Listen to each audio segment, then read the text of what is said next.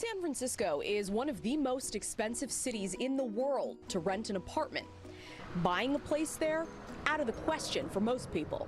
What if you could have access to housing, but never necessarily own? And do you even need to own your own washing machine? Can you share it? Do you need your own hairdryer? Can you share it? Do you need your own toothpaste? Can you share it? That's the idea behind the housing company PodShare. First started 8 years ago in LA by Elvina Beck. Bye, Sean. Bye. The 35-year-old entrepreneur now has a location in San Diego and one in San Francisco, in the Tender Knob neighborhood, where you can rent a bunk bed or a pod for $1,200 a month.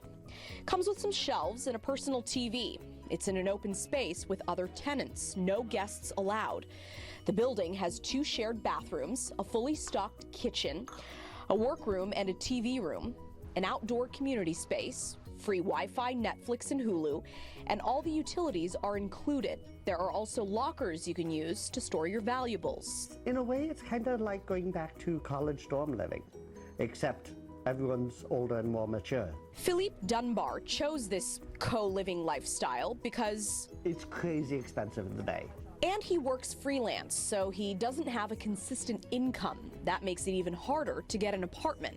Landlords really don't like unconventional. They want pay stubs. They want proof of income. If you're single with no kids, no pets, willing to live with strangers with very little privacy, tenants claim this is a steal. I was super terrified about just like sharing a big open space with so many people. I'm like, am I too old for this? Is this like a youth thing? Kat Walker's been living at PodShares down in LA and here in San Francisco for almost 2 years.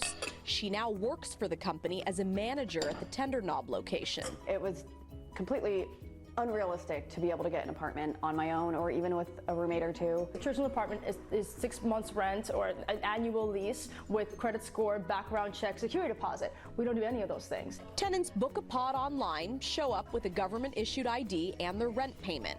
Now, because of city laws in San Francisco, you have to book for 1 month at a time there. So what about safety? Well, Elvina argues that the open floor plan where tenants sleep lets residents keep an eye on each other and report it if they see something odd. If the whole community finds you to be a cancer, they will push you out. In the 8 years she's been in business, Elvina tells us the only incident they've had was 2 tenants who had a sexual relationship, which is prohibited at PodShare.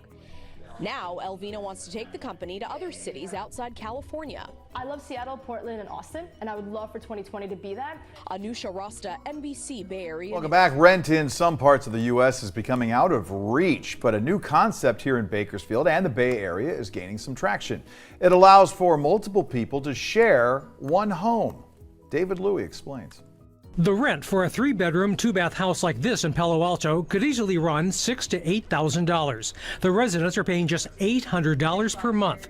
While they share the kitchen and other spaces, the 14 residents sleep in pods, a bit larger than a twin bed. But our pods are actually 8 feet tall, so it gives enough room for like bigger people and like also like some wiggle room. So they're not like the Japanese capsules. They're a little bit larger. She and co-founder James Stallworth wanted to address the need for affordable housing. They tried to do this in New York, but ran into objections. Palo Alto doesn't set a limit on renters in a single-family house. They also found a cooperative landlord. We told them about our concept and the benefits of it and how it would help people, and the landlord was interested. Residents are all in their 20s, getting started or doing internships. Luis Alonso from Peru loves access to the kitchen. Sleeping in a pod is fine. For me, it's like I don't need like a bigger space. It's just so I can every night, like when I go to sleep, it's like I need just one bed. In a year, the idea went from a concept to affordable housing for 20 at 2 sites, financed mostly by savings and family. I don't mind depleting my savings like this. Like, as long as I'm able to bring this to the world, that's all I really care about.